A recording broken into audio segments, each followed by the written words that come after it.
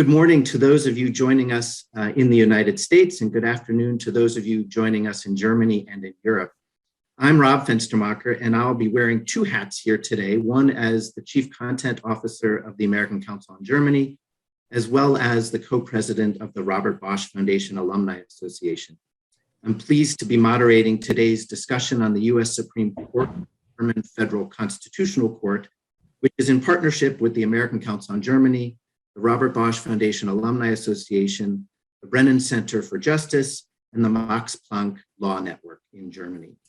As I'm sure everyone on today's call would agree, U.S. Supreme Court and the German Federal Constitutional Court, or the Bundesverfassungsgericht, have served as model constitutional courts for democracies around the world for many, many decades.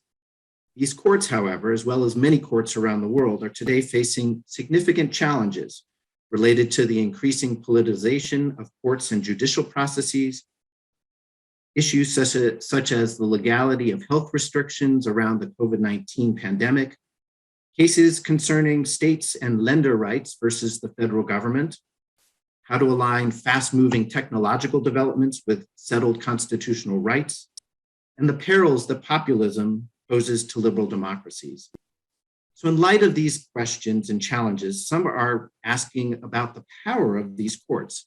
Interestingly, in the US, many people are talking about the need for certain reforms, while in Germany, there's actually been little talk about doing any reforms.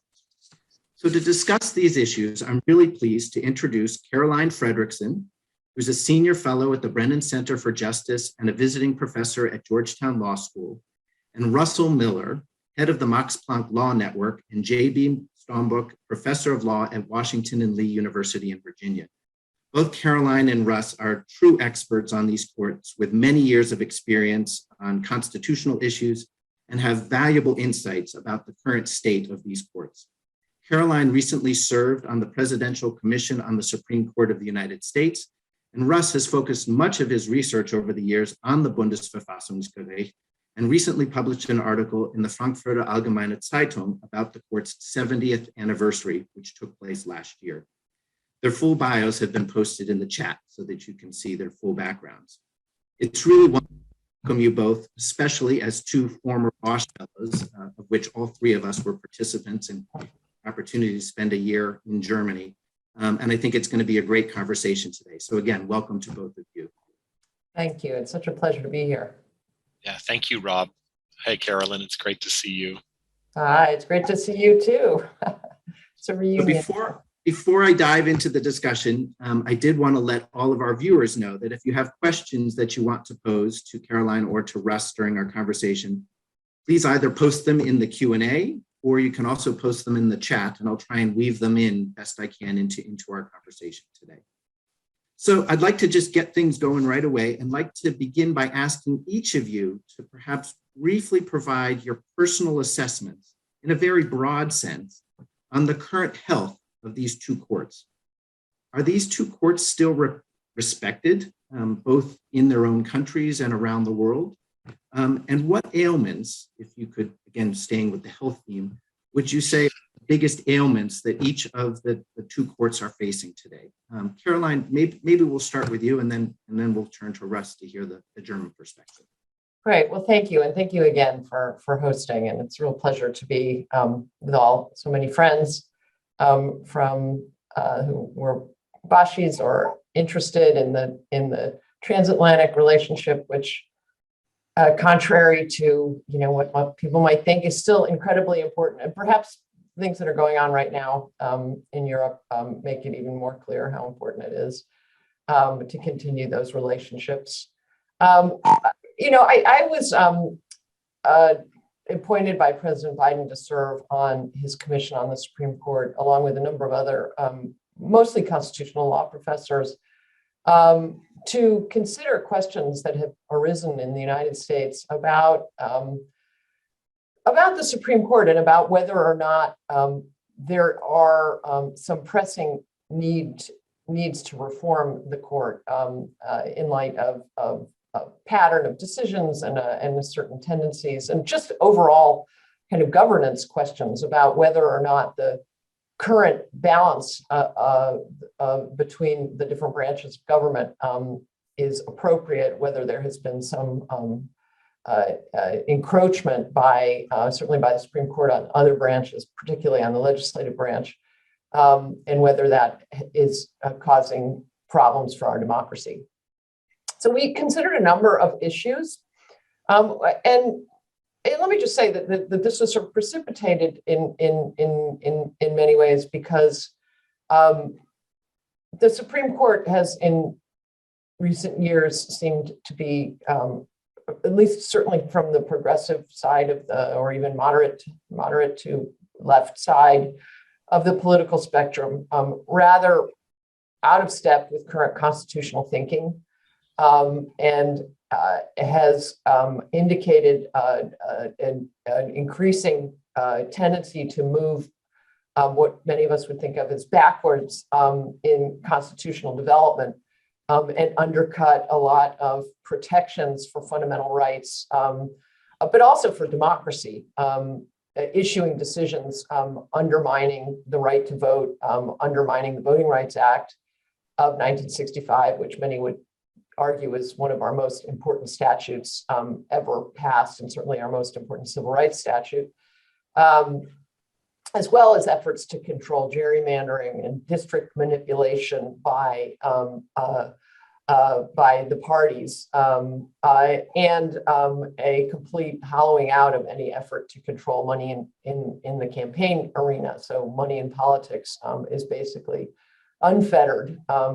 All of these things have raised a lot of questions about whether or not this poses a threat to the democratic system altogether, because if the voting rights are challenged, the efforts to control, keep partisanship out of how districts are structured, and money can overwhelm our political system, you start to wonder whether or not the democracy will survive. So these weren't the only reasons, but these were a number of the reasons I think that there was a certain amount of anxiety about the court. So we looked at a number of issues. We looked at the size of the court, whether the court could be expanded. We have a kind of, and I'd love to hear more about the German Constitutional Court, but I believe we have one of the smallest, if not the smallest, constitutional court. 9 people is very small. They serve for life, which is also unprecedented. Even in the United States, there's only one state Supreme Court where there's life terms, and that's Rhode Island. It's really an anomaly to have life terms and then have such a small court.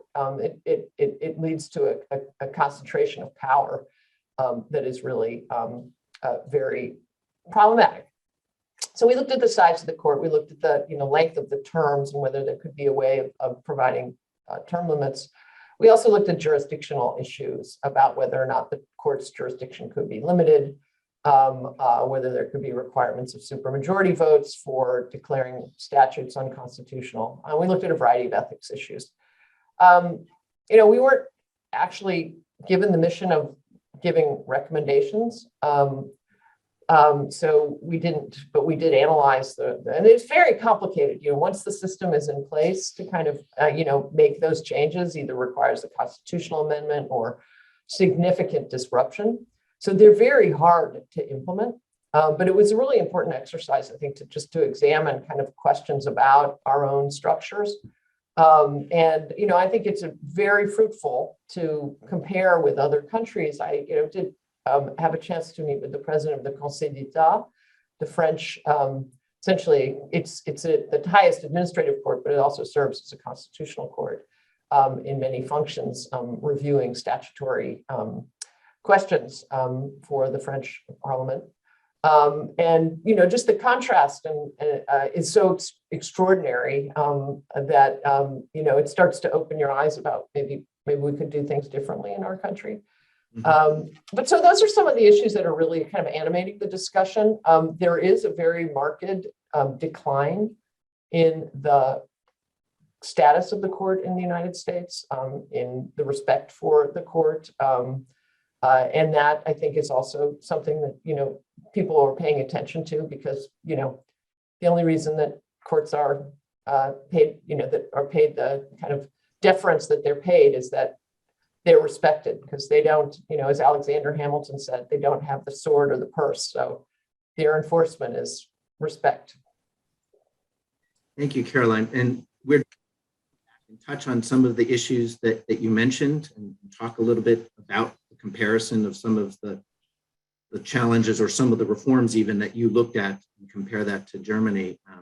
But I'd like to turn to you, Russ, and kind of also get your sense. So what are kind of the issues that are confronting the Bundesverfassungsgericht at the moment? And also touching on the last point that Caroline mentioned about this issue of reputation and legitimacy and how people are viewing the court. Where do things stand in Germany, the Bundesverfassungsgericht?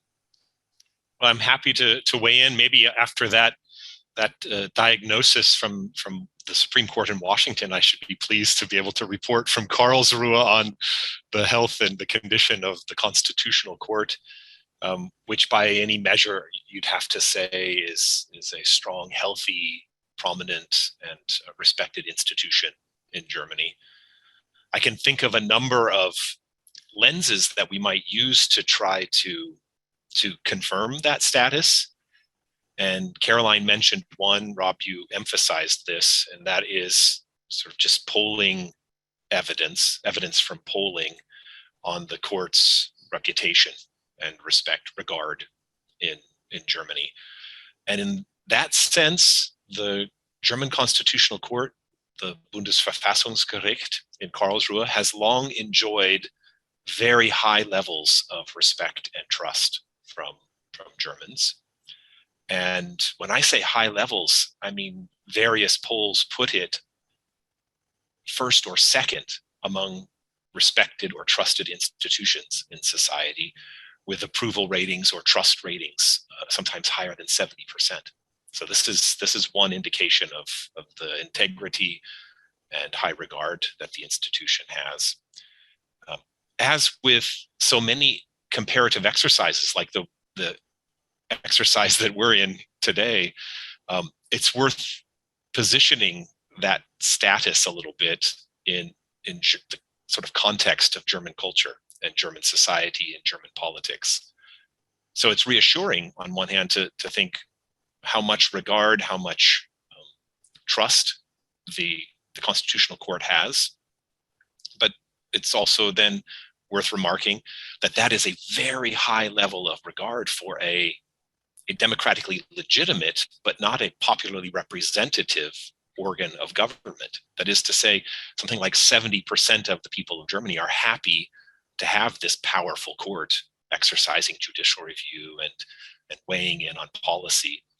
So it's worth just reflecting on that. That says something about the tolerance German society has for that kind of governance by expertise, maybe. And you see that across many policymaking spectrums in the German context. What other measures could we use to confirm that the court in Karlsruhe is doing great? It's, just in pure functional terms, it's managing a large docket. It's managing it efficiently and effectively. It's churning out decisions responsive to something like a caseload of 5,000 new complaints or registered cases a year. So it's handling that effectively in a timely manner, efficiently, and doing so in a way that since its founding has been regarded as sensitive to pioneering, highly respecting of individual rights and freedoms. So those would be ways to measure that. I just published, you mentioned this essay in the Frankfurter Allgemeine Zeitung. I published an essay about the possibility that the court is declining in, we can't confirm this necessarily, but the possibility that the court may be declining in its international reputation. As the two halves of Germany reunited, and as we saw this move towards democratic reform across the world in the 90s, the Constitutional Court became extremely prominent and was highly respected as a model around the world. And I posed some questions about whether or not that can be sustained or is in fact declining. So I'm happy to talk about some of those. Maybe those are some of the ailments that you're suggesting, even if I can report this bill of good health on the court in Karlsruhe. I would say as a matter of just general prediction that, like so many institutions in Germany, the Constitutional Court is also fueled by, framed by consensus. And that's true across the corporate sector and the business sector, but also in governance in Germany.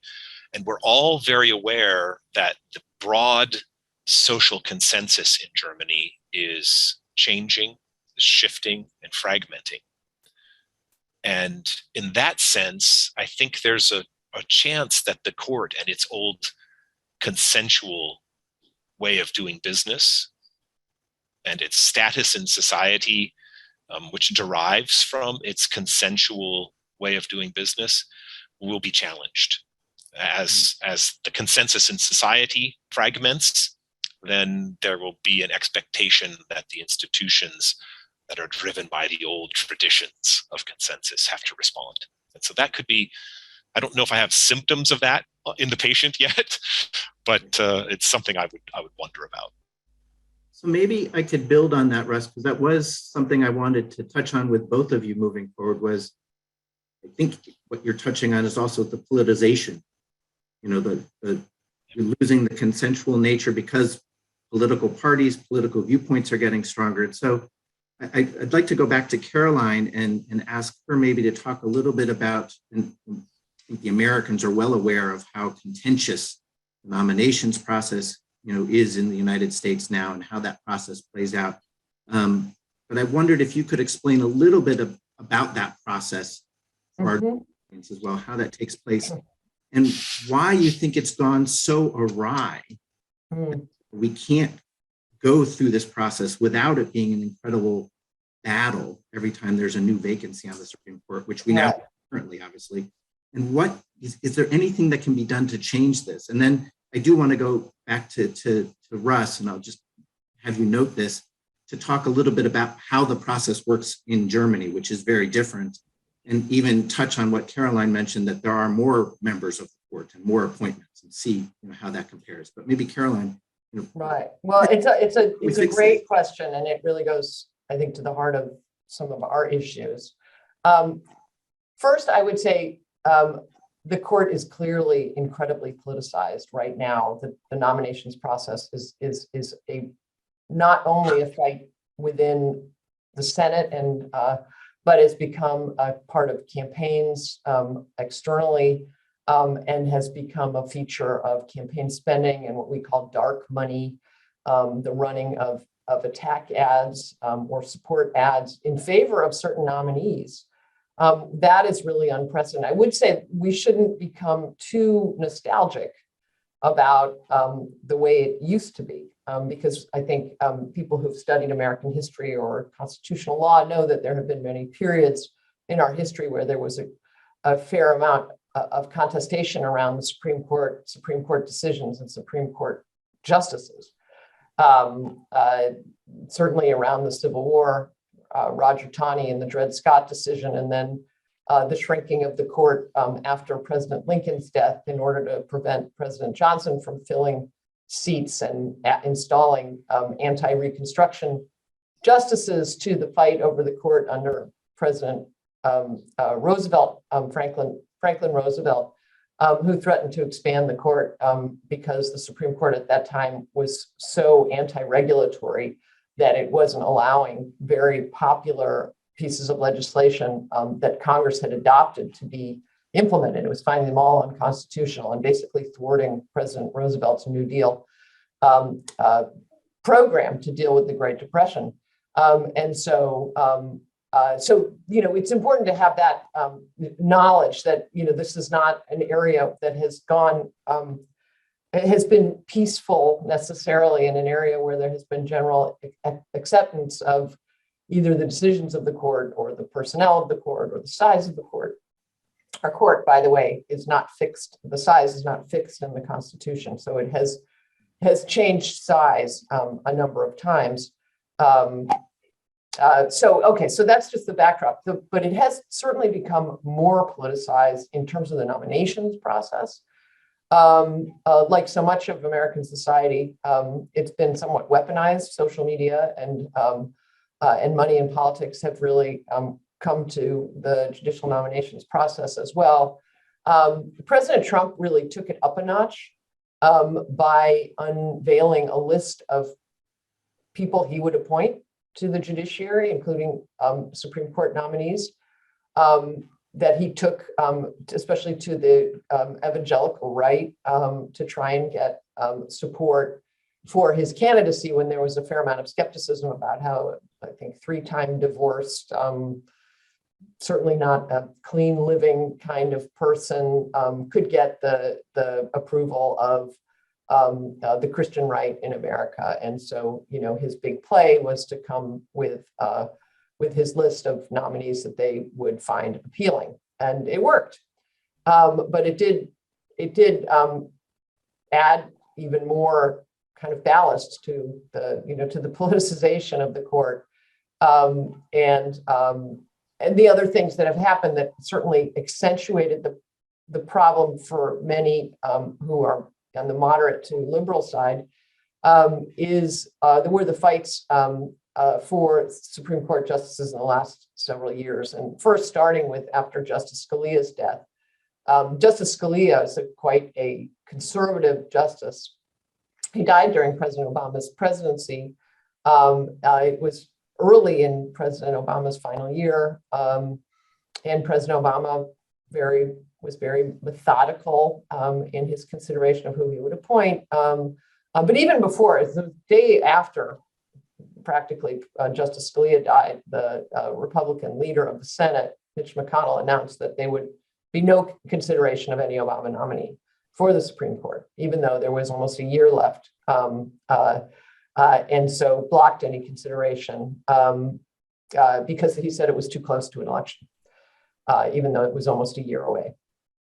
As soon as President Trump was elected, he quickly pushed through 3 nominees, including one who was nominated for Ruth Bader Ginsburg's seat, which was literally she died days before the election, and the Republican interest in not having a nomination and confirmation too close to the election seemed to evaporate in the wind, and they confirmed Amy Coney Barrett, again, extremely right-wing. I won't go into the Brett Kavanaugh debates, but there was his nomination was very contested as well because of allegations of sexual assault and sexual harassment and denial of documents about his background to the Democratic folks, Democratic senators. So anyway, this has become, it's just been ugly. It has really made people very angry. But the result is that President Trump was able to take a court that was fairly evenly split. It was still a conservative majority, which our court has had for decades, decades and decades. People think that the American court is liberal, but it has not been since the Warren Court, which ended, in the mid-60s. So it's been a long time. It's been dominated by conservatives, but there was a 5-4 split. Now it's 6-3. And the writing is on the wall that some major areas of law are going to be turned over and go in a very different direction. Let me just say quickly about the nomination process. The process works such that in the Constitution, it's the president's job to nominate, and the Senate provides what's called advice and consent. That is, they hold hearings and then they vote in favor or against. These votes did tend to be, once there was somebody nominated, did tend to be very strongly in favor of a nominee. Even, Justice Ginsburg, who died recently, who is seen as a kind of a liberal icon, and Justice Scalia, who is seen as a conservative icon, both got mostly almost unanimous votes, if not unanimous votes. Now we're seeing a bare majority, and that is, a real change. So it's been just, I think, for those of us who watch the court and for those of us who are very concerned about having a court that's respected, it's a very dark time. Maybe just a quick follow-up, because I do want to get to Russ. you see any way to change that? Or if the politics of the United States remains so focused on our groups, does that mean this process is inherently going to be that way as well? Or is there any Well, thought or yeah, I mean, discuss it in the commission? I do think, and I'll just say frankly to people who are watching, in case you don't know my background, I do come out of the more liberal side of American politics. I worked on Capitol Hill many years. I worked for President Clinton in the White House.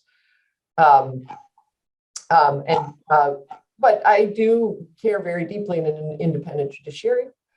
And I'm concerned about where we are now. I would say, and this may sound self-interested, but I do think that the Democrats have been much less ideological in their choices. And that even when you look at a Justice Ginsburg or a Justice Breyer, you will see that very often they were siding with business. They were very respectful of precedent. And what we see now, at least in the newest justices, is a kind of tear it up mentality. And I won't go into the minutia of recent decisions, but the midnight or the shadow docket, as they call it, these kind of unargued emergency motions that the Supreme Court is deciding have been on very controversial issues on voting rights and abortion that really seem to be when they do, or on vaccine mandates. And they have been making decisions that are incredibly far-reaching and impactful and seem very partisan. And so, how do we solve it? I think, first of all, having President Biden have more appointments, I think, again, I'm going to sound self-interested, but I do think that his choices and the people you can look at who he's nominated are not firebrands. They're very mainstream jurists. But more importantly, I do think that our conversation about reform on the commission was very, hopefully could be informative. I think that term limits would be an enormously important way to make sure that the court never gets too far out of step with kind of contemporary constitutional jurisprudence, and reflects somewhat of a kind of a moderate stance. That I think could be quite significant reform. Otherwise, trying to cool off the sort of the whole political system seems really difficult to me right now. Perhaps if we get past the Trump era, perhaps we get past the kind of the QAnon Republican Party.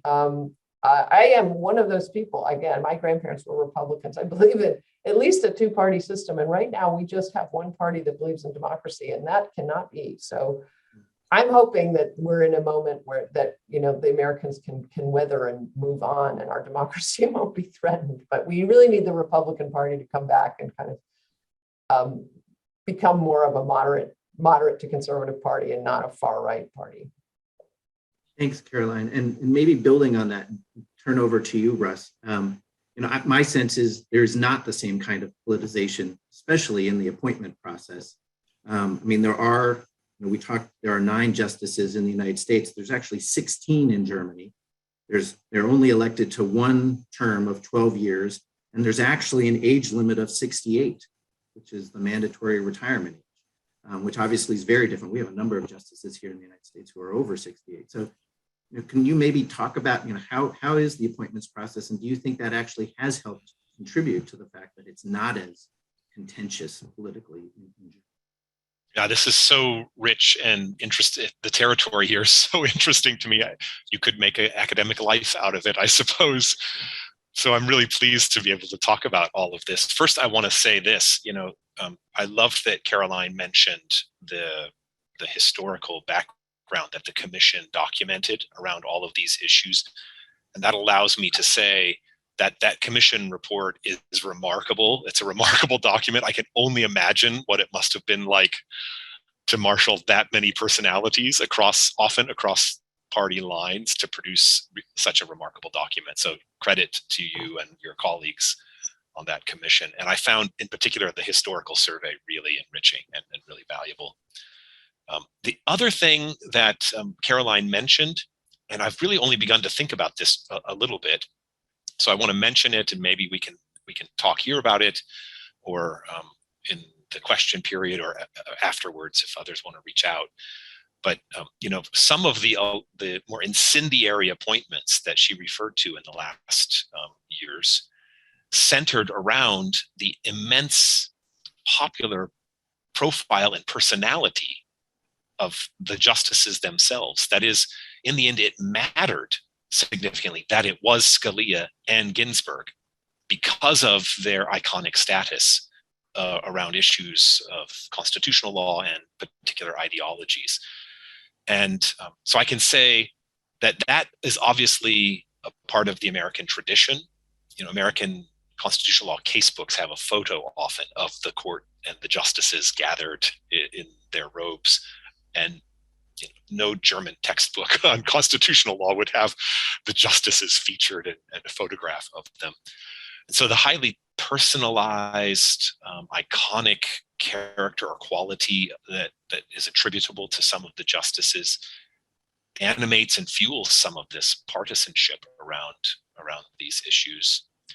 And I wonder if it would do us all a little bit of good if we started to tone that down and dial that back, this sort of cult of personality around the justices, so that it matters a little bit less who succeeds someone. That's an interesting line of discussion. One thing that, Rob, that you didn't mention as a very essential part of the framework in Germany that prevents the hyper politicization of the process is that the appointment of the justices for the court in Karlsruhe requires a 2/3 majority. And of course, that's not the case for the plenary vote in the Senate for confirmation. But it's worth noting that that the filibuster could have, for a long time, served as that kind of super majoritarian device in the American context. And both parties have contributed to the removal of the filibuster in the context of judicial appointments over time. And that's a significant loss. Now that it's a 50+1 vote on these issues, that ratchets up the politicization. So there's really interesting things. Let me make one qualification. There's a bunch of details that I can highlight. But one is that it's not quite fair to refer to the court as consisting of 16 justices. That's true, of course, but the court is divided into 2 autonomous senates of 8 justices each. And they have a relatively defined docket for each of those senates, an exclusive docket. And in that sense, formally, I'm obliged to highlight that in principle, it's really only an 8-justice court ruling on matters. It's possible in very rare cases to get to a full plenum of the 16, but that's the unusual circumstance. But think about this. This is an interesting element. That means you can't overturn, by way of judicial review, you can't overturn popularly conceived and enacted policy, legislation, with anything less than a slight supermajority, because the numbers of the justices, 8 justices, are even. You need a 5-3 majority on the court to overturn legislation through judicial review. And that's a slight supermajority. And that also is a break on the politicization of jurisprudence. That is a 4-4 tie means that the law stands. And so that's an insight. There are repeated elements of slight or significant 2/3 majority for selection, a slight supermajority context for the exercise of judicial review. Those are interesting elements.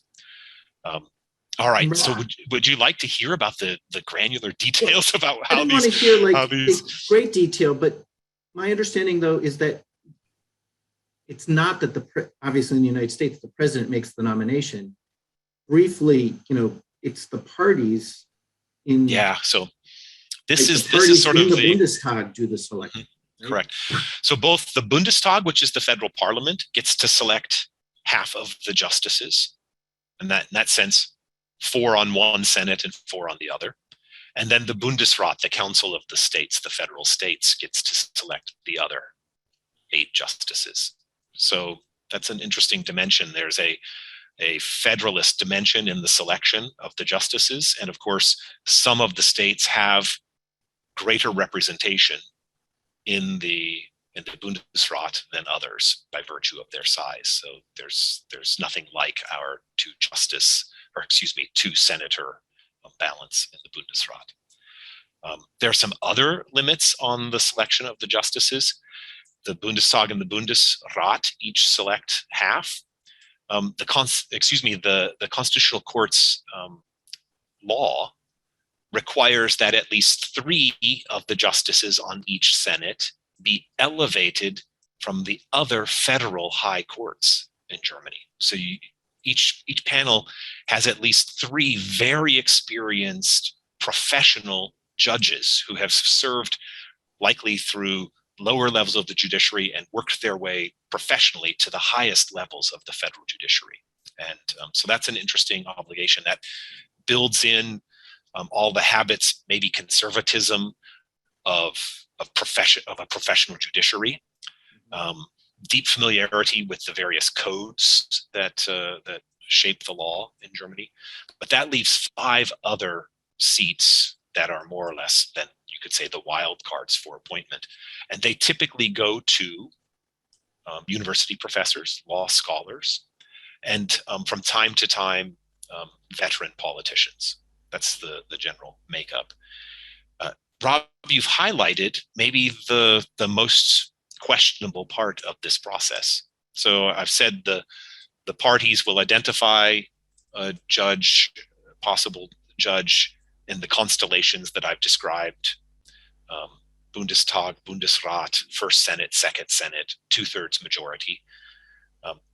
But the order in which the parties in Germany should be entitled to make that nomination operates completely in mists and behind closed doors and is not legislated.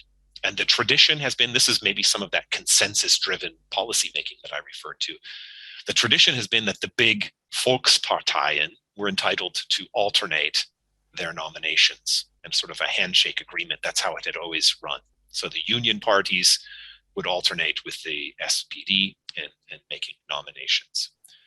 But as they lost their broad grip on the parliament and other parties came to have stronger representation there, that old agreement had to be loosened. And it now operates, as I understand it, that the 2 big Volksparteien still alternate, but make exception for nominations for long-serving newer parties.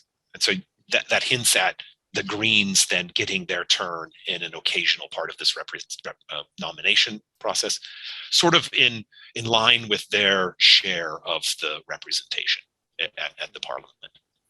So listen, what that means is that a party with about 10 or 12% of the parliament consistently should eventually expect to have its turn. And that means that the AfD should generally expect, on that old consensus-driven model, to have its turn at making a nomination or a recommendation. Yeah. And the parties are already aware of this. The parties are already concerned about this. There's some sense that they agreed among one another to reorient the order of nominations in the last couple of turns to forestall the eventuality that the AfD might slip into the rotation. And so it's not without some risk, some problem, and some politicization. But it has remained sort of within the guardrails, we could say, the broad norms of society, thanks to this 2/3 measure and to the traditional dominant role of the big tent parties in Germany. But this is some of the fragmentation that I see coming that will be a challenge for all of those traditions, especially as that process I've described, the last bit of it, the actual identification of nominees, is still sort of cloakroom handshake structure.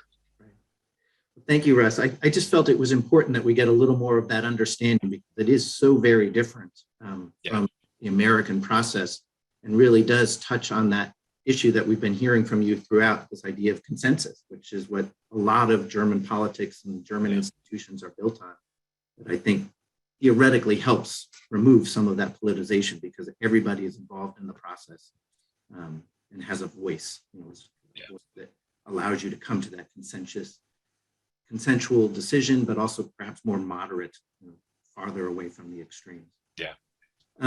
I'd like to make a little shift, and I just want to remind folks, if you have questions, please throw them into the Q&A or into the chat so we can bring those in. There have been a few comments. I've tried to weave things in a little bit so far.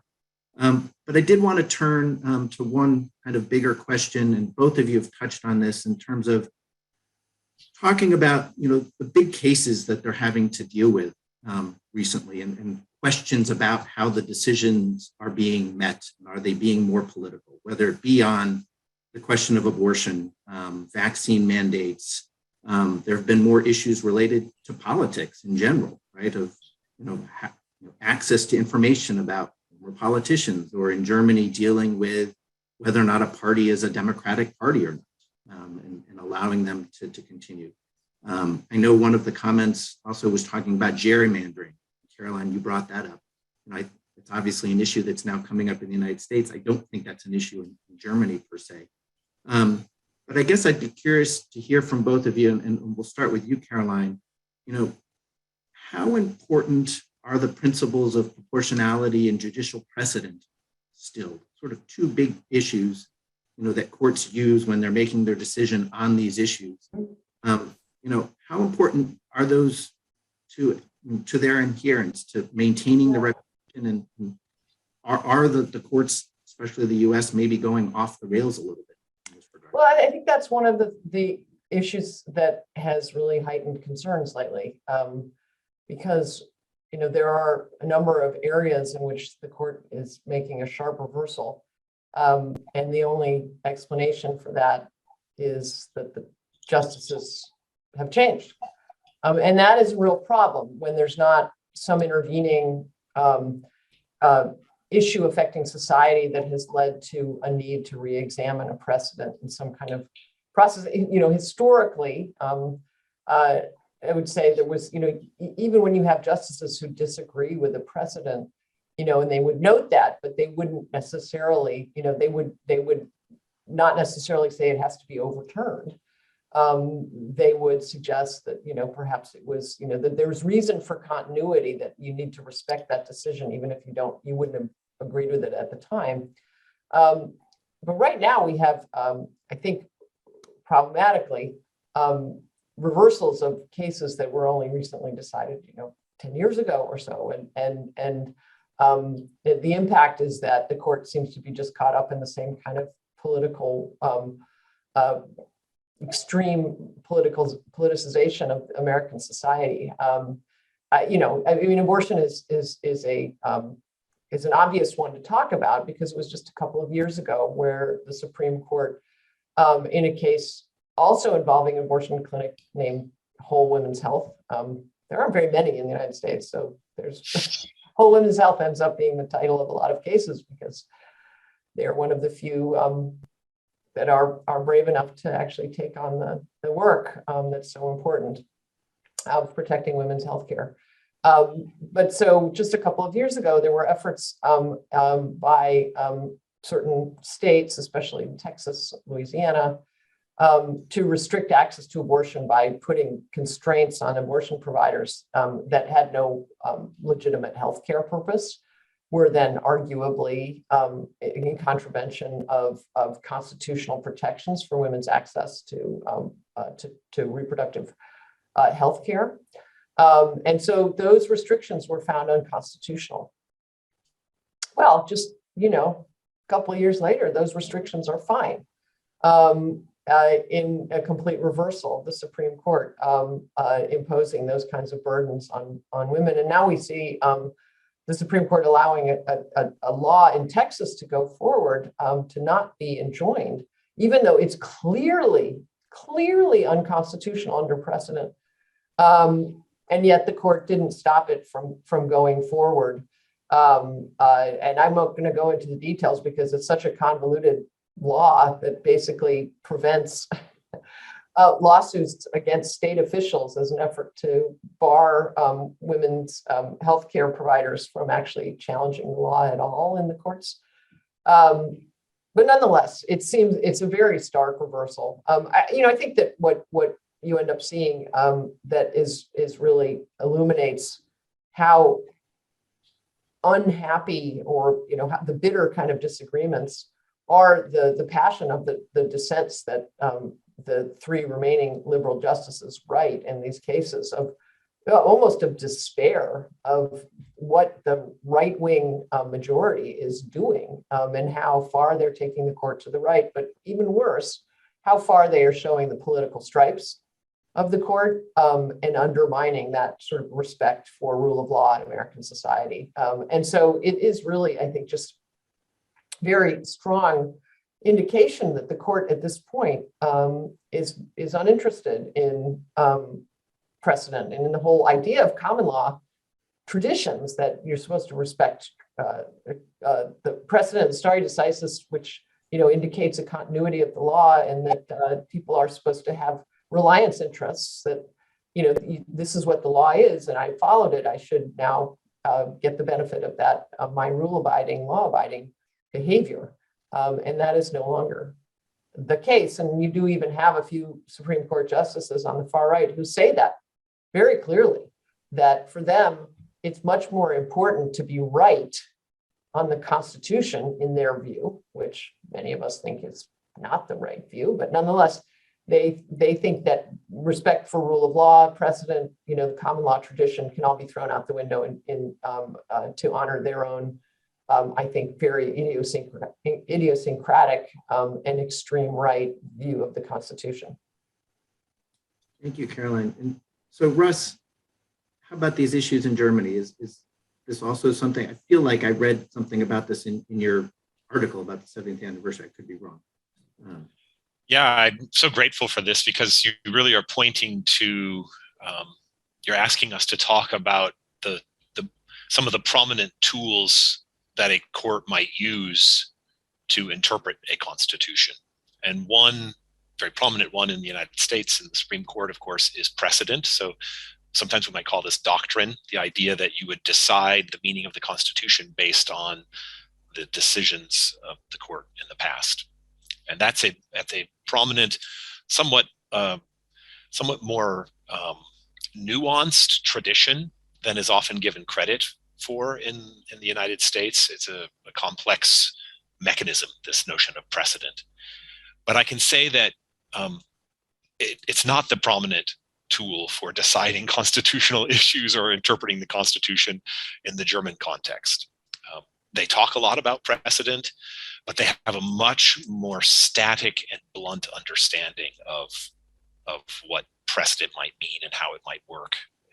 Instead, the prominent, almost omnipresent tool that the Constitutional Court uses to interpret the Constitution relative to individual rights, basic liberties, is the proportionality principle. So where precedent might be a really prominent tool in the Supreme Court and in the United States, but with a kind of strange and secondary status in Germany, proportionality is the dominant mechanism for interpreting the Constitution in Germany, especially individual liberties. And proportionality plays a much smaller role in the US context. And maybe there's something about the nature of the proportionality principle that also helps manage and diffuse the politicization of the Constitutional Court. Because that doctrine, that approach to interpreting the Constitution, essentially asks the court to determine whether a governmental intrusion on a liberty is necessary, is suitable, is legitimate, sort of basic questions. And then in a final step to balance the significance of the government's policy against the significance of the right. So the last step of the Constitutional Court's interpretive practice requires it to try to, how can I say this, to actualize both interests, to make sure that at the end of the decision, a little bit of the government policy survives, because obviously the popular will wants this policy. It's enacted by the legislature, but not at too great an expense to individual liberty as sort of consecrated in the basic law. So this balancing, this proportionality balancing mechanism means that the German Constitutional Court has a kind of ja, aber jurisprudence. Yes, but, rather than yes or no, thumb up, thumb down, and in the sense that you can walk away from a decision and both sides ought to be able to have a sense that neither of them got everything they wanted and neither of them were totally defeated. And that's just a product strictly of the nature of the interpretive device they use, this proportionality principle. That has a history, strangely, don't get me started on this, but it has a history in Prussian police law. It goes all the way back to the Prussian government and the dawn of administrative law and regulating police authority. So it has a deep tradition in German jurisprudence. But that helps, that particular approach to interpreting the Constitution, this proportionality as opposed to absolute sense of jurisprudence. So just to draw on Caroline's example, the Germans also have really prominent abortion rights decisions.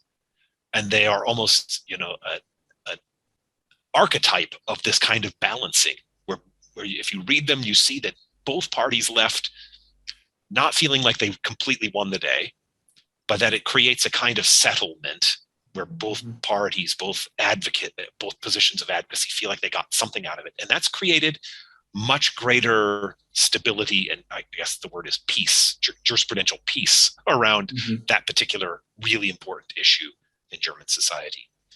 So let's all hear it for the proportionality principle, I guess, as a device, but it's rooted in a kind of tradition and a culture. Yeah. I was just going to jump in and say, I have a colleague and friend, Jamal Green at Columbia Law School, who's written a book called When Rights Go Wrong.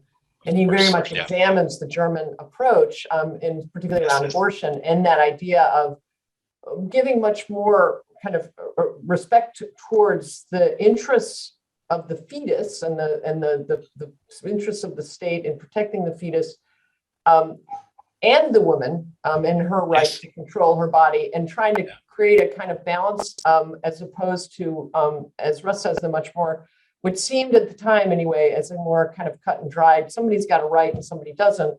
There are places in American law where there is, this sort of balancing test that happens.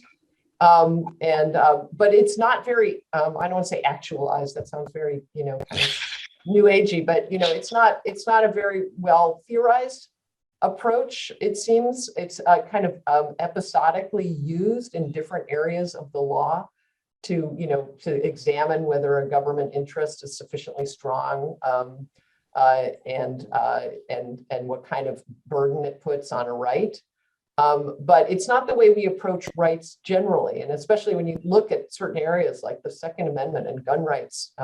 Even that we call it a gun right. When does a gun have a right? That's a very American approach to kind of a rights absolutism that I think reflects that, exactly what Russ was saying, that that we don't have that kind of proportionality approach. And it is really, my right is going to impose a wrong on you. It's not like we both have rights that are they're different, and the court's got to come in and say, well, you both got something here, and we're going to try and figure out the least divisive or most the decision that effectuates the interests of the society in the best possible way.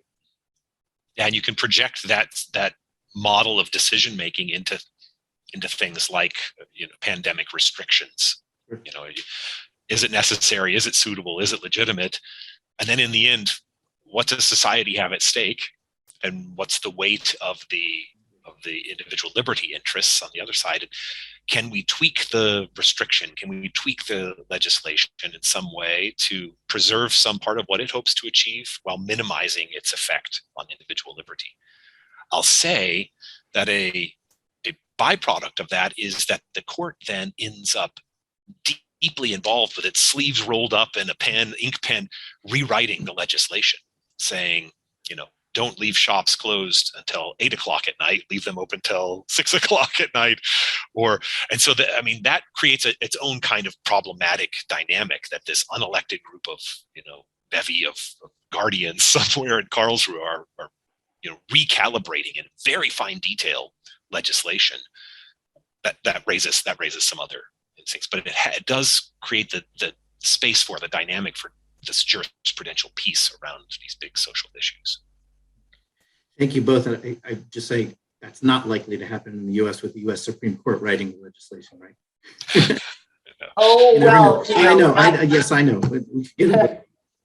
But they're just we are not coming so obvious about it. Right. So we're coming to the end. We have about 3 minutes, and I had one last question that I wanted to pose that came in actually from the chat, which I think even ties in sort of the current vacancy and the process of the nomination here in the Supreme Court, which is that President Biden has announced that he intends to nominate a Black female justice to the Supreme Court. And the talk of the Supreme Court really should represent the United States in all of our diversity and all the differing viewpoints and backgrounds. And the question that came in, which will go to you, Russ, and then Caroline, you can finish things up, was, do you think there needs to be more diversity on the German Federal Constitutional Court when you look at it and trying to make it more representative of German society, given, again, how many times there's this rotation? Shouldn't that provide an opportunity for more diversity there? Yeah, so that's a super complex issue. Everybody who follows Germany knows that the way in which identity politics are shaped and aligned in Germany are just different and have their own complexities in Germany. So I'm happy to consider that and think about it. I can say that a prominent question of representation around identity and diversity in Germany, one that is actually made concrete in Article 3 of the Grundgesetz, is gender equality, that is between the sexes. And in fact, the German Constitutional Court is presently a majority female tribunal. And so there is an active consciousness around this. There is a strong momentum for, and very little challenge, no dispute around a commitment to that kind of correction around diversity and identity in the German court. But there are other identity groups in Germany that haven't yet gained access to the Constitutional Court. And is that a topic? I mean, well, that's what I was trying to hint at in my preface to answering the question, is in the same way that that's not broadly the same conversation in Germany around so many things, it's also not broadly a question around the Constitutional Court. I'm not saying that approvingly. In fact, I've wrote and published an essay entitled "Das haben wir nicht," which is a critique of the German resistance to talking about race and ethnicity as a question of diversity. But that is just a different set of questions in Germany than it is. I'm saying that not in a normative sense, but as a fact. That's a different set of questions in Germany than it is in the United States. Right. And so it hasn't reached the same kind of level of mature discussion. Caroline, do you want to finish us off with sort of a comment on this issue? Sure. Well, I just say this is why listening to Russ is why comparative conversations are so vital, because I've had similar conversations about the French court system and the French system and representation there, and the some of you watching this might recognize the Pont du Gard behind me, but very obvious areas of sort of, I might call them blind spots. I would call them blind spots. Other people might call them something else, but that great attention to gender representation, which I think is very important, and a real either a disinterest or an aversion to considering issues of race in the same way. Whereas in the United States, it's been quite different, and our history is, an obvious reason for that it is the Supreme Court itself that issued the Dred Scott decision saying that Black people could not be citizens of the United States before the Civil War, upholding slavery and the idea that enslaved people were the property, and trying to block slavery from expansion to the West was interfering with their property rights under the Constitution. That Plessy versus Ferguson upholding separate but equal, and so forth. The court has been very much a part of much of the negative aspect of race in the United States, as well as some of the more famous cases that have tried to deal with issues of race in a more positive way, like Brown versus Board of Education and so forth. So it is kind of a flashpoint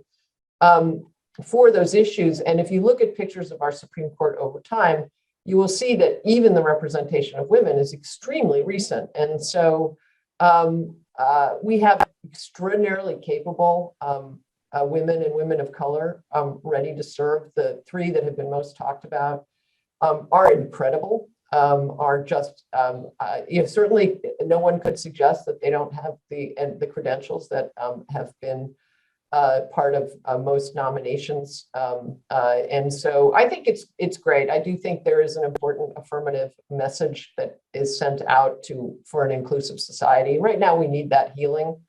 And so I'm looking forward to a strong vote in favor of whoever the nominee is. Well, I want to thank you both for such an incredibly informative and engaging discussion. We really touched on a lot of issues, and I had even more that I had hoped we might even discuss, but there's only so much you can do in 1 hour.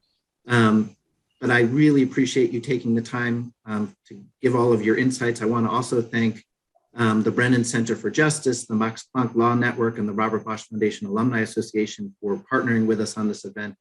It was just a great opportunity to do the comparative discussion on these issues, and perhaps we'll have an opportunity later in the year or next year to get you all together, because I think there was a lot of value that came out of the conversation. That would be wonderful. You nodding your heads.